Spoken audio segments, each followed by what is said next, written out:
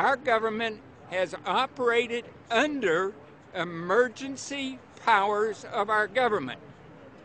It is not the president that makes the decision in this country.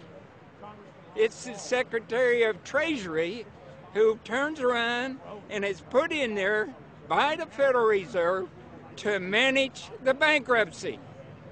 We've been in bankruptcy ever since. So to print $700 billion and to give it away, how do they get away with it? The manager of the bankruptcy is told by the Federal Reserve this is the way to go. That's where we're at today. Yes, we should point out, Congressman Ron Paul now has a huge amount of sponsors for a bill in the House of Representatives to abolish the private Federal Reserve crime syndicate. In 1913, the money power of the country was taken away from the people. By constitutional privilege, it belongs with the Congress, but it was given up in the Federal Reserve Act. The Federal Reserve is no more federal than Federal Express, but yet it has the power to determine the direction of use of money in our economy. If we could take that power back and put the Federal Reserve under Treasury, we start to be in a position of being able to control monetary policy on behalf of the United States people. The Federal Reserve is totally private, and Alan Greenspan 2 weeks ago on PBS on Lair NewsHour said on record that they are above the law, the Congress, the President, everyone. No court can do anything. We run America.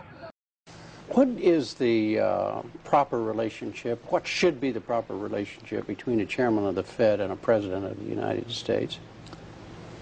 Well, first of all, the Federal Reserve is an independent agency, and that means basically that there is no other agency of government which can overrule actions that we take. So long as that is in place and there is no evidence that the administration or the Congress or anybody else is requesting that we do things other than what we think is the appropriate thing, then what the relationships are don't frankly matter. Notice what Greenspan is saying. Greenspan is saying the Federal Reserve is beyond the law. And in reality, they are in practice beyond the law. Nobody, as far as I know, has ever audited the Federal Reserve. One of the first things we ought to do when we nationalize the Fed is go in there and find out the audit. Who stole money? Who engaged in corruption? There's a whole series of people going back to Volcker, to Greenspan, to Bernanke, and so forth. Think of the arrogance of private group of banks that have bankrupted the nation by design so they can repo the country. A private group of banks that loaned us our own money back are telling us they're above the law. You are not above the law, criminals. No one is above the law. No one is above the law, and the private Federal Reserve sure as hell isn't either. Since the founding of the Federal Reserve back under Woodrow Wilson, the Federal Reserve has struck out 3 times. They didn't stop the crash of 1929. They didn't stop the banking panic of 1932, 1933. And now they are the cause of the derivatives crisis because they're the ones who inflicted derivatives on the world with Alan Greenspan.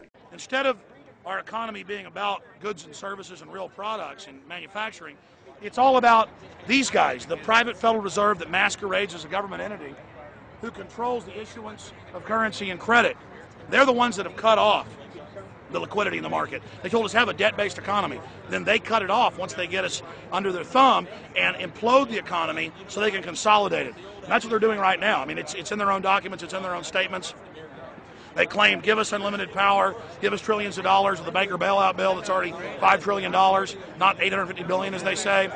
And we'll get the economy going, but they're hoarding the money and buying up other banks that aren't part of the Federal Reserve, buying up insurance companies, buying up roads, infrastructures, media empires, defense contractors.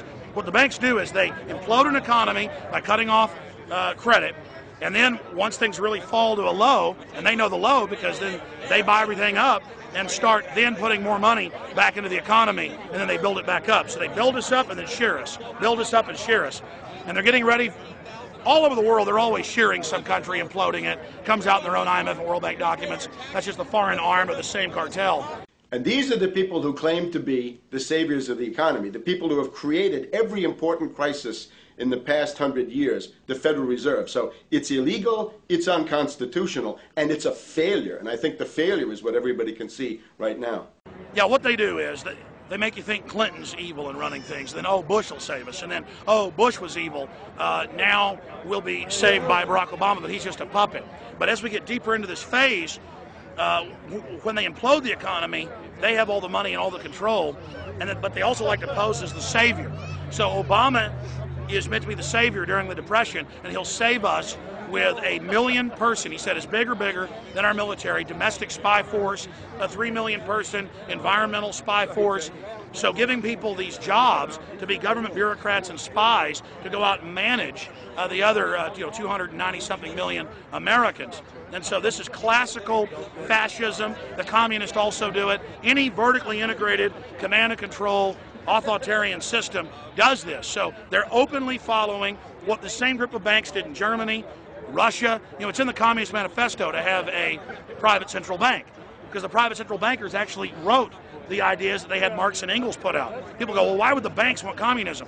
It doesn't exist. They rape us, they consolidate us, they put us into work brigades, they make us slaves, and they say it's a people's paradise. Look at it, boy, you're really doing good. And then they transfer all the wealth of the nation offshore. The globalists are outside all the nations. That gives them safety, and they play countries off against each other. And so that's what we're facing and dealing with. And so they're bringing in classical, hardcore tyranny in the U.S., but we have the internet. We've grown our numbers. The alternative media has exploded. That's why they're trying to move in to shut down and regulate and tax the web, but it's too late for them. They're playing in the 19th century, 20th century rules. It's 21st century, the century of resistance to tyranny. And so it's going to be one hell of a fight with the people and free humanity on one side and the New World Order on the other. And every one of you out there counts, needs to be involved in this fight like nothing you've been involved with before, because this is life and death.